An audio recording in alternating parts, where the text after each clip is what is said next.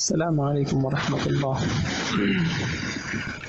الحمد للہ نحمده ونستعینه ونستغفره ونؤمن به ونتوکل علیہ ونعوذ باللہ من شرور انفسنا ومن سیئات اعمالنا من يهده الله فلا مضل له ومن يضلل فلا هادی له ونشهد أن لا إله إلا الله وحده لا شريك له ونشهد أن سيدنا مولانا محمدا عبده ورسوله أما بعد فأعوذ بالله من الشيطان الرجيم بسم الله الرحمن الرحيم الرجال قوامون على النساء وقال النبي صلى الله عليه وسلم ثلاثة لا يدخلون الجنة العاق بوالديه والديوس ورجلة النساء او كما قال عليه الصلاة والسلام۔ میرے محترم بھائیوں بزرگوں، گزشتہ جمعوں سے بے حیائی کے اسباب، ان کے بھیانک نتائج اور حیا کا تقاضا یہ عرض کیے جا رہے تھے۔ آج تیسرا سبب عرض کرتا ہوں۔ بے حیائی کا ایک بڑا سبب دیوس پنا ہے۔ دیوس کا مطلب کس کو کہتے ہیں؟ یہ لفظ حدیث میں استعمال ہوا ہے۔ دیوس اس کو کہتے ہیں کوئی باپ ہے، بھائی ہے، شوہر ہے، وہ دیکھ رہا ہے اپنی آنکھوں سے بیوی، بیٹی، بہن اور میرے رشتہ دار وہ بے پردگی میں ہیں، بےہودہ قسم کا لباس ہے، اور اپنی آنکھوں سے دیکھ رہا ہے ناچ گانے ہو رہے ہیں، بیٹی ناچ رہی ہے اجنبی کے ساتھ، بےہودہ کام ہو رہے ہیں اور اجنبیوں کے ساتھ اختلاط ہو رہا ہے۔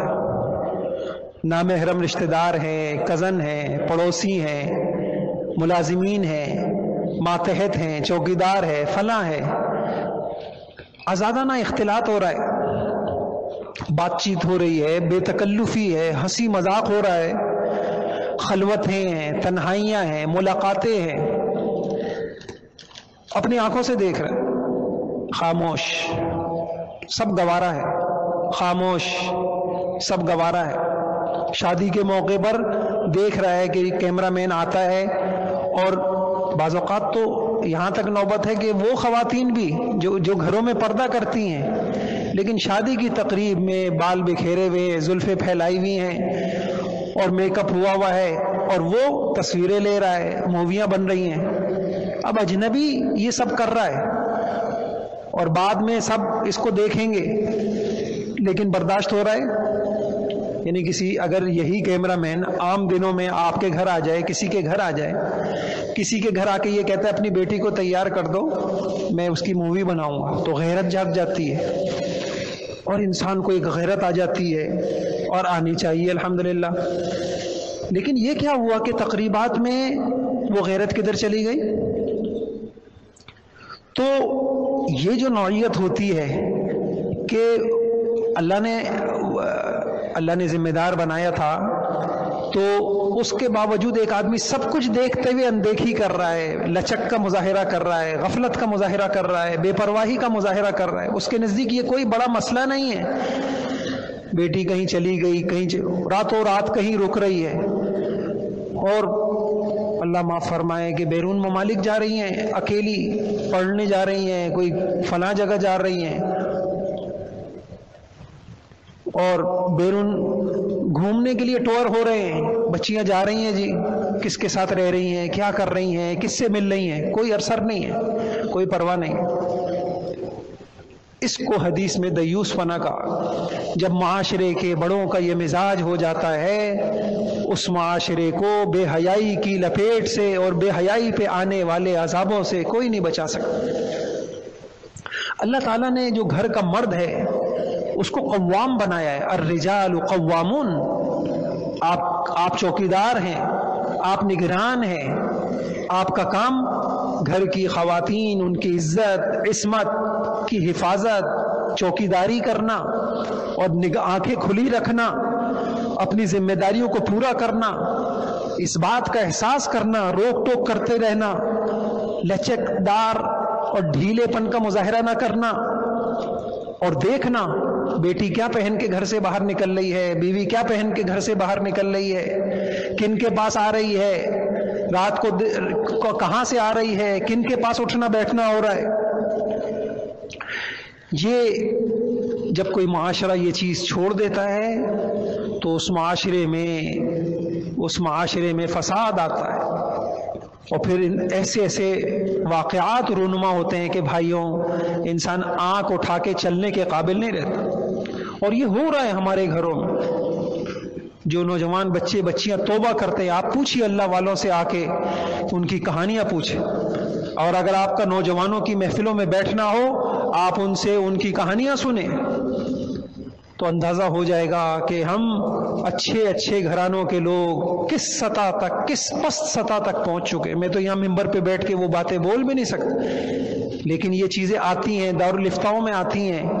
جب انسان توبہ کر لیتا ہے، ندامت ہوتی ہے، تو پھر وہ بتاتا ہے، اور یہ چیزیں جو ہے اللہ والوں کے پاس آتی ہیں۔ اور پھر سچی بات یہ ہے کہ ہم بھی اسی معاشرے میں پل بڑھ رہے ہیں، کیسے کسی کو نہیں پتا کہ کیا ہو رہا ہے کیا نہیں ہو رہا۔ اسی کو حضور علیہ الصلوۃ والسلام نے فرمایا، ثلاثۃ لا يدخلون الجنہ، 3 آدمی جنت میں نہیں جائیں گے۔ ایک روایت میں فرمایا اللہ ان کو نظر رحمت سے نہیں دیکھیں گے، اس میں سے ایک والدین کا نافرمان اور ایک دیوس، اور دیوس کی تعریف یہی ہے، کوئی پرواہ نہیں ہے کہ اسلام کا جو نظام تھا وہ میرے گھر میں رائج ہے یا نہیں ہے۔ اب یہ تو میں نے عرض کیا کہ یہ بہت بڑا، تھوڑا سا آگے تشریف لے آئیے، آگے آ جائیے، اللہ جزائے خیر دے آپ حضرات۔ اب اسلام نے اس کے بالمقابل میں اسلام کا تقاضا کیا ہے؟ اسلام کا تقاضا ہے غیرت۔ علماء نے غیرت کی بڑی پیاری تعریف کی۔ غیرت کہتے ہیں کسی کی پسندیدہ چیز میں ناپسندیدہ مداخلت، کسی کی پسندیدہ چیز میں جب ناپسندیدہ مداخلت ہوتی ہے تو انسان کے اندر ایک کیفیت پیدا ہوتی ہے، اس کیفیت کو غیرت کہتے ہیں۔ کہ کوئی آدمی اپنی بیوی کے ساتھ جا رہا ہے اور اس کی بیوی کو کوئی ہاتھ لگائے، کوئی چھیڑ دے، تو اب اس ناپسندیدہ مداخلت پر اس کے اندر ایک کیفیت جو پیدا ہوگی اس کو کہتے ہیں غیرت۔ اب وہ جان کے ساتھ اللہ پاک نے یہ رکھی ہے، اور یہ حسن ہے، اور یہ اخلاق ہیں، اور یہ اخلاقی خوبی ہے، بہت بڑی خوبی ہے، میں ابھی آپ کے سامنے عرض کروں گا۔ اور اگر کسی میں اس چیز کی کمی ہے تو اس کے اندر اخلاقی کمی ہے۔ غیرت ہی کی وجہ سے لوگوں کی عزتیں محفوظ رہتی ہیں، اور جو قومیں غیرت سے محروم ہو جاتی ہیں ان کی خواتین کی عزت محفوظ نہیں رہتی۔ ایک عربی کا مقولہ ہے، کل امت وضعت الغیرۃ فی رجالها وضعت الصیانۃ فی نسائها۔ جس قوم کے مردوں میں غیرت ہوتی ہے اس قوم کی عورتوں کی عزتیں محفوظ رہتی ہیں۔ جس قوم کے مردوں میں غیرت ہوتی ہے اس قوم کی عورتوں کی عزتیں محفوظ ہوتی ہیں۔ اب میں آپ کے سامنے حضور علیہ الصلوۃ والسلام کی غیرت، کیسے آپ کو غیرت آتی تھی، کچھ واقعات آپ کے سامنے رکھتا ہوں، اور پھر ہم اپنے آپ کو دیکھیں کہ آج اگر حضور علیہ الصلوۃ والسلام ہوتے اور ہماری ان کیفیتوں کا، ہماری اور اس لچکدار رویے کا، ہماری ان غفلتوں کا اگر حضور مظاہرہ کرتے اور آپ اس کو دیکھتے، آپ کو کتنا دلی رنج ہوتا کہ میں اپنی امت کو یہ سکھا کے گیا تھا۔ یہ تو تباہ شدہ قوموں کے حالات ہیں جو قرآن میں بار بار بیان کیے گئے ہیں۔ قرآن میں 5 قوموں کے حالات بار بار بیان کیے گئے تاکہ امت بیدار رہے۔ ایک وہ قوم بھی جنسی بے راہ روی کے اندر شکار ہو گئی، قوم لوط، پھر اس کے ساتھ اللہ کا عذاب کیسے آیا۔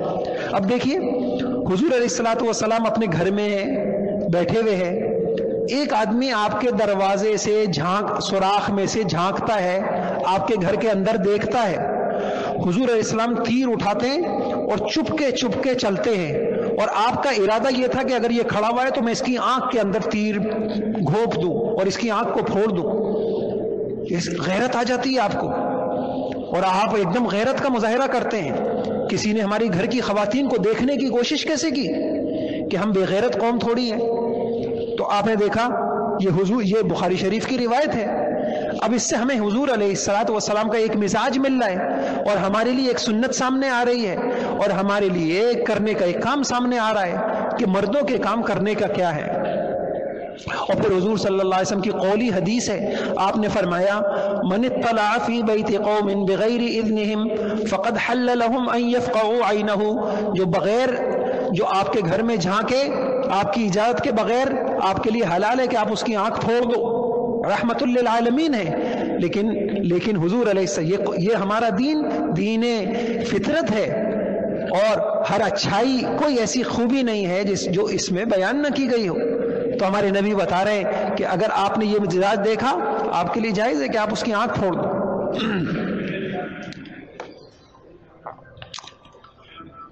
ایک اور سنیے، اجنبی، اچھا یہ تو میں نے کہا کسی کے گھر میں جھانکنے پہ غیرت، اجنبی کے گھر میں داخل ہونے پہ غیرت۔ حضرت عائشہ رضی اللہ عنہ کہتی ہیں ان النبی صلی اللہ علیہ وسلم دخل علیہ وعنده رجل فکأنہ تغیر وجہہ کأنہ کرہ ذلک، حضور علیہ السلام گھر میں تشریف لائے، میرے ساتھ کوئی مرد بیٹھا ہوا تھا، آپ کے چہرے کا رنگ بدل گیا۔ سنت سامنے آ گئی کہ انسان ایک مردوں کو کیسا ہونا چاہیے۔ آپ کے چہرے کا رنگ بدل گیا، آپ غصے میں آ گئے، آپ کی طبیعت میں غصہ آ گیا، کأنہ کرہ ذلک، آپ کو بہت زیادہ ناگوار گزرا، ناپسند گزرا۔ فقالت، حضرت عائشہ نے کہا یا رسول اللہ انہ اخی، یہ میرے رضاعی بھائی ہیں، دودھ کے رشتے ہیں، تو جیسے نسب کے رشتے حرام ہوتے ہیں ایسے دودھ کے سسرالی رشتے بھی حرام ہوتے ہیں، دودھ کے رشتے بھی حرام ہوتے ہیں، تو یہ تو میرے بھائی ہیں۔ تو بات کو واضح کر دیا، ورنہ حضور علیہ الصلوۃ والسلام کو، اور ایک روایت میں حضور نے فرمایا ایاکم والدخول علی النساء، خبردار عورتوں کے پاس جانے سے بچو۔ ایک انصاری صحابی کھڑے ہوئے، یا رسول اللہ افرأیت الحم، تو بعض کزن ہوتے ہیں، دیور ہے، اس کے متعلق آپ کی کیا رائے ہے؟ فرمایا الحم و الموت، ہلاکت ہے۔ یہ جتنے قریبی رشتے ہیں ان میں اگر شرعی پردے کا اہتمام نہ ہو، غیرت کا مظاہرہ نہ ہو، تو پھر تو ہلاکت ہے، بربادی ہے، جس کو حضور ہلاکت بربادی کہہ رہے ہیں، ہم کہہ رہے ہیں کہ نہیں ہماری نیتیں تو صاف ہیں۔ نہیں بھائیوں، نیتیں صاف ہیں، کون کہہ سکتا ہے نیتیں صاف ہیں؟ وما ابرئ نفسی ان النفس لامارۃ بالسوء، ہم نے اپنے نفس کی اتنی تربیت کر دی کہ ہم فرشتے بن گئے۔ ہم میں سے کون ہے اللہ کی قسم جو اپنے دل میں آنے والے خیالات کو سب کے سامنے ظاہر کر سکتا ہے؟ کسی کی بھی ہمت نہیں ہے کہ جو وساوس اس کو آتے ہیں، جو خیالات کسی بوڑھے کو بھی آتے ہوں، کسی کی ہمت نہیں ہے اپنے خیالات اتنا پاکیزہ ہو جائے خیالات میں کہ وہ سب کے سامنے اپنے خیالات بتا سکے اور اس کو شرم نہ آئے۔ اسی طریقے سے حضور علیہ الصلوۃ والسلام نے، بخاری شریف کی روایت ہے کہ حضور صلی اللہ علیہ وسلم نے ایک خواب بیان کیا، فرمایا بینا انا نائم رأیت فی الجنہ فاذا امرأة تتوضأ الى جانب قصر فقلت لمن هذا القصر قالوا لعمر فذکرت غیرته، میں سو رہا تھا، میں نے خواب دیکھا کہ میں جنت میں ہوں، بہترین ایک محل ہے اور ایک خوبصورت عورت وہاں وضو کر رہی ہے، میرے دل میں آیا کہ میں اس جنت میں میں نے پوچھا یہ کس کی ہے، یہ محل کس کا ہے؟ تو بتانے والے نے بتایا یہ عمر کا ہے، تو مجھے غیرت آ گئی، تو پھر یہ محل عمر کا، تو یہ حور عمر کی، یہ بیوی عمر کی، میں کسی کے گھر میں کیسے جاؤں؟ حضرت عمر رونے لگے، علیک اغار یا رسول اللہ، میں آپ کے اوپر غیرت کروں گا یا رسول اللہ، یہ کیسے ہو سکتا ہے؟ لیکن حضور ایسا مزاج تھا، اس سے پتہ چلا کہ حضور کے ساتھ جب حضرت عمر رہ رہے تو حضور دیکھ رہے ہیں نا کہ ان کا غیرت والا مزاج ہے۔ یہ دو باتیں میں نے عرض کی۔ تیسری بات، بیہودہ بات پر غیرت۔ بخاری کی روایت ہے، بخاری شریف کی، ام سلمہ رضی اللہ عنہ بیان کرتی ہیں کہ حضور ہمارے گھر میں تھے تو ایک ہیجڑا مخنث وہ بھی تھا، پرواہ نہیں کی کہ بھئی یہ تو ان کے سے تو کوئی مسئلہ نہیں ہے، تو اس نے ایک بیہودہ بات کی، اس نے ام سلمہ کے بھائی تھے عبداللہ، ان سے یہ کہا ان فتح اللہ لکم الطائف غدا ادلک علی بنت غیلان، کل کو طائف فتح ہوگا تو غیلان کی بیٹی ہے بڑی خوبصورت، تو تم اس کو قابو کر لینا، انہوں نے کہا فَإِنَّهَا تُقْبِلُ بِأَرْبَعٍ وَتُدْبِرُ بِثَمَانٍ، کہ جب وہ چلتی ہے تو موٹاپے کی وجہ سے سامنے سے آتی ہے تو اس کے جسم میں 4 سلوٹیں پڑ جاتی ہیں، پیٹھ پیر کے جاتی ہے تو 8 سلوٹیں پڑ جاتی ہیں۔ جب یہودہ قسم کی یہ بات حضور نے سنی اور گھر کی خواتین کے سامنے، آپ کو غیرت آ گئی۔ آپ نے فرمایا لا يدخلن هذا علیکن، نامحرم تو نامحرم ہے، یہ اس قسم کے لوگ بھی گھر میں آئندہ نہیں آنے چاہیے۔ حضور کو غیرت آ گئی۔ چوتھی روایت، بیوی کے اجنبی مردوں کو دیکھنے پہ غیرت۔ حضرت ام سلمہ کہتی ہیں کہ ہم حضور علیہ السلام کے پاس تھے، میں تھی اور حضرت میمونہ تھی، اتنے میں ایک نابینا صحابی آئے۔ اب ظاہری بات ہے نابینا ہے، وہ گھر میں آ گئے، گھر کی خواتین بیٹھی ہوئی ہیں، کوئی مسئلہ نہیں ہونا چاہیے تھا۔ حضور نے فرمایا احتجبا منہ، دونوں پردوں میں چلی جاؤ، دونوں پردوں میں چلی جاؤ۔ یا رسول اللہ الیس ہوا اعمی لا یبصرنا، یہ تو نابینا ہے، یہ تو ہمیں دیکھ نہیں سکتے۔ آپ نے فرمایا افعمیاوانی انتما الستما تب تبصرانی، کیا تم بھی اندھی ہو، تم نہیں دیکھ رہی نامحرم کو؟ کاش کہ آج حضور ہوتے تو ہمارا کیا بنتا؟ کیا دیکھا جا رہا ہے؟ ہماری بچی کیا دیکھ رہی ہیں، ہماری بیویاں کیا دیکھ رہی ہیں، ہمارے گھروں میں کیا دکھایا جا رہا ہے؟ کیا کہا کہ وہ نابینا ہے، تم تو نابینا نہیں ہو، پردے میں جاؤ۔ غیرت کا مظاہرہ کیا۔ نمبر 5، بیوی کے اجنبی مرد کے ساتھ اختلاط پر غیرت۔ حضرت اسماء اپنا تفصیلی واقعہ بخاری شریف میں بھی ہے، بیان کرتی ہیں۔ حضرت زبیر رضی اللہ تعالیٰ عنہ سے ان کی شادی ہوئی اور گھر کے اس زمانے میں گھر کے کام کاج کیا کرتی تھی، بڑی مشقت تھی، تو وہ کہنے لگیں کہ حضرت زبیر رضی اللہ کی زمین تھی تو تقریباً 2 میل دور، میں وہاں زمین پہ جاتی، وہاں گٹھلیاں چنتی اور اس کو پھر اپنی گٹھلی کو سر پہ رکھ کے لے کے آتی۔ ایک مرتبہ میں آ رہی تھی تو راستے میں صحابہ کے ساتھ حضور علیہ السلام بھی جا رہے تھے سواری پر، میں پیدل آ رہی تھی، تو حضور علیہ السلام نے اپنی سواری کو کخ کخ کر کے بٹھانا چاہا تاکہ میں ان کو پیچھے سوار کر لوں، اور اتنا یہ خاتون ہے اکیلی پیدل سفر کریں گی۔ کہنے لگی وَذَكَرْتُ الزُّبَيْرَ وَغَيْرَتُهُ، مجھے اپنے شوہر حضرت زبیر کی غیرت کا خیال آ گیا، ان کو بالکل اچھا نہیں لگے گا کہ میں مردوں کے ساتھ کیسے اختلاط کروں، میں مردوں کے ساتھ کیسے چلوں، ذرا غور کیجئے۔ تو کہنے لگی حضور صلی اللہ علیہ وسلم سمجھ گئے کہ ان کو شرم آ رہی ہے، خیر آپ آگے چل گئے۔ میں نے آنے کے بعد حضرت زبیر رضی اللہ سے عرض کیا کہ اس طریقے سے آج واقعہ ہوا تھا، مجھے آپ کی غیرت کا خیال آ گیا۔ کہنے لگے اللہ کی قسم، وہ جو تم، یہ تو مجبوری ہے، تم مجبوری میں گھر سے، ورنہ تمہارا یہ گھر سے باہر نکلنا بھی مجھے بڑا بھاری گزرتا۔ مزاج بتا دیا، پاکیزہ مزاج کیسے ہوتے ہیں، صحابہ کا مزاج کیسا تھا، حضور اسلام کا مزاج کیسا تھا، بیویوں کا مزاج کیا تھا، کیسا تھا۔ میرے بھائیوں، مرنا ہے، اللہ کے دربار میں پیشی ہے۔ بخاری کی روایت ہے، اچھا میں نے پچھلے جمعے آپ کو سنایا تھا کہ بیٹی اور بیوی کے گھر سے باہر جانے پہ غیرت۔ آپ کو میں نے عرض کیا تھا کہ حضور علیہ السلام نے دور سے دیکھا کہ کوئی خاتون چلتی ہوئی آ رہی ہیں، آپ کو کچھ اندازہ ہو گیا ہوگا یہ تو میری بیٹی فاطمہ ہے، آپ غصے کی حالت میں کھڑے ہو گئے۔ کوئی میت ہوئی تھی، آپ وہاں سے تدفین کر کے واپس تشریف لا رہے تھے، جب وہ گزر گئیں تو حضور نے پہچان لیا تو فاطمہ ہے۔ غصے میں پوچھا فاطمہ تم باہر گئی تھی؟ یہ ابو داؤد شریف کی حدیث کی کتاب ہے، ابو داؤد اس کی روایت ہے۔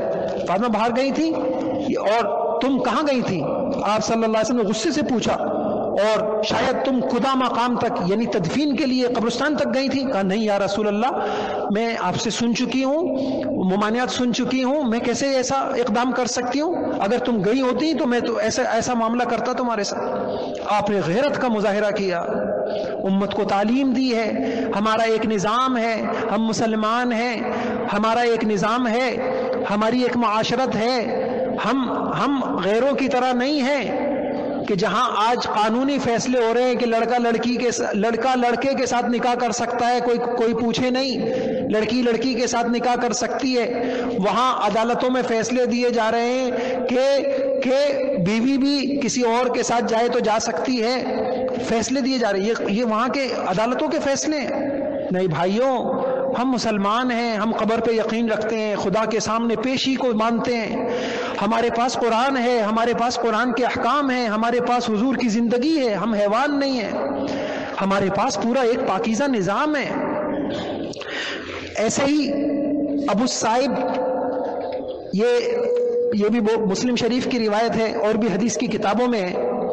ابو الصائب ایک شخص ہیں، وہ کہتے ہیں کہ میں ابو سعید خدری رضی اللہ تعالیٰ عنہ کے گھر میں گیا، وہ نماز پڑھ رہے تھے، میں انتظار میں بیٹھ گیا تو گھر میں ایک کونے پہ کچھ لکڑیاں پڑی ہوئی تھیں، ان میں حرکت محسوس ہوئی، میں نے دیکھا تو وہ سانپ تھا، میں ایک دم اٹھا اس کو مارنے کے لیے، انہوں نے نماز میں اشارہ کیا بیٹھے رہو، میں رک گیا۔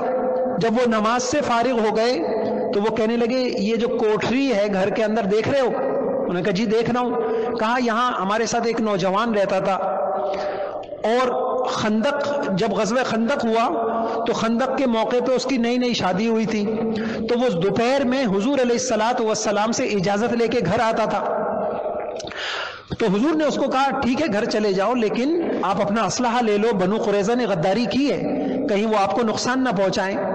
تو وہ اپنا نیزہ لے کے آیا، جب وہ اپنا نیزہ لے کے آیا گھر پہنچا تو دیکھا بیوی دروازے پہ چوکھٹ پہ کھڑی ہوئی ہے، اس کی غیرت جاگ گئی۔ یہ میں سنانا چاہ رہا ہوں، اس کی غیرت جاگ گئی کہ میری بیوی یہ دروازے پہ کیسے کھڑی ہے کہ اجنبی اس کو دیکھے۔ کہنے لگے اس نے نیزہ اٹھایا بیوی کو مارنے کے لیے، بیوی نے کہا صبر کرو، پہلے تحقیق تو کر لو کہ معاملہ کیا ہے، اندر جا کے دیکھو۔ وہ کہتے ہیں کہ میں اندر گیا تو بستر کے اوپر بہت بڑا سانپ تھا، اس نوجوان نے اس کو نیزے کے اوپر پرویا اور باہر لے جا کے زمین میں گاڑنے کے لیے مارا، لیکن وہ جب زمین میں گاڑنے لگا تو گاڑ تو دیا، لیکن سانپ نے ایسا اس کے اوپر وار کیا کہ صحابی کہتے ہیں کہ پھر مجھے پتہ نہیں چلا کہ سانپ پہلے مارا یا وہ صحابی پہلے شہید ہوئے، لیکن غیرت کا مظاہرہ کیا کہ بیوی کیسے سامنے آ جائے۔ تو میرے بھائیوں، یہ پاکیزہ نظام ہے، ہمیں مرنا ہے، ہم اگر اس نظام میں ڈھیل دے کے چلے گئے تو نسلیں وہاں پہنچیں گی جہاں پہنچنا ہم بھی نہیں چاہتے، ایسے نتائج نکلیں گے اور نکل رہے ہیں۔ آنکھیں کھلی رکھنی چاہیے اور اپنے گھر والوں کو پاکیزہ ماحول میں لانا، اولادوں کو پاکیزہ ماحول میں لانا، ان کی تربیت کرنا۔ میں یہ نہیں کہہ رہا ڈنڈا لے کے سر پہ کھڑے ہو جائے کہ تو پردہ کر اور تو یوں کر، ایسا پاکیزہ ماحول فراہم کریں کہ وہ خود ان کے دل میں یہ داعیہ پیدا ہو کہ ہمیں بھی حضور کی سنتوں کے اوپر چلنا ہے، ہمیں بھی اپنے نظام کو پاکیزہ نظام بنانا ہے۔ الحمدللہ ماڈرن سے ماڈرن گھرانوں میں جن کو آخرت سمجھ میں آ گئی ہے، اللہ کا فضل، اس میں کوئی ترقی نہیں ہے۔ یہ بے لباسی میں کیا ترقی ہے، بے حیائی میں کیا ترقی ہے؟ انسان خدا کی نگاہوں سے بھی گر جائے، اللہ رسول کی نگاہوں سے گر کے کون سی ترقی ہوگی؟ اللہ کی قسم، پردہ کسی ترقی میں رکاوٹ نہیں ہے، اور یہ نظام حیا کسی ترقی میں رکاوٹ نہیں ہے۔ اس نظام پہ جو آتا ہے اس کی دعائیں عرش کو چھوتی ہیں، اس کی دعائیں ایسی قبول ہوتی ہیں جیسے اللہ والوں کی دعائیں قبول ہوتی ہیں۔ کیوں؟ اس وقت پورے معاشرے کے خلاف چلنا تاکہ میرا اللہ مجھ سے راضی ہو جائے۔ بھائیو، یہ کوئی چھوٹا تقویٰ نہیں ہے، تو اس میں اللہ تعالیٰ مجھے بھی توفیق عطا فرمائے۔ میں نے حضور علیہ الصلوۃ والسلام کی غیرت کے، حمیت کے کچھ قصے آپ کے سامنے عرض کیے، اور اس سے ہمیں حضور علیہ السلام کا ایک مزاج سامنے آتا ہے۔ تو حضور ہمارے لیے آئیڈیل ہیں، جس کی سوچ نبی پاک صلی اللہ علیہ وسلم کی سوچ سے جتنا میل کھائے گی، جتنی مشابہ ہوگی، وہ سوچ اتنی پاکیزہ ہوگی۔ جو حضور کی سوچ سے جتنا زیادہ علیحدہ ہوگی اور وہ اتنا ہی زیادہ خطرے میں ہے۔ اللہ مجھے بھی عمل کی توفیق عطا فرمائے، آپ کو بھی عمل کی توفیق عطا فرمائے۔ ہر مہینے کی آخری اتوار کو یہاں ظہر کے بعد عمرے والوں کے لیے نشست ہوتی ہے، مردوں میں بھی خواتین میں بھی، خود بھی آئیں دوسروں کو بھی اطلاع دیتے ہیں۔ وآخر دعوانا الحمدللہ۔